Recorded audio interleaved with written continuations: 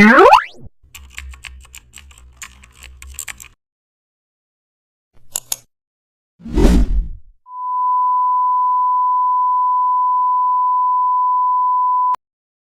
back to the channel. Don't forget to like, share and subscribe for more update.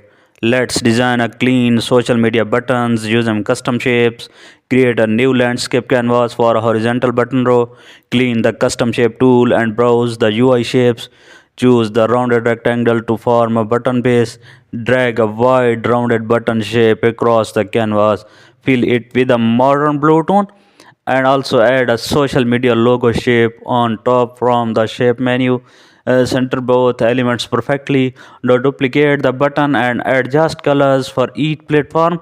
Replace icons accordingly for consistency.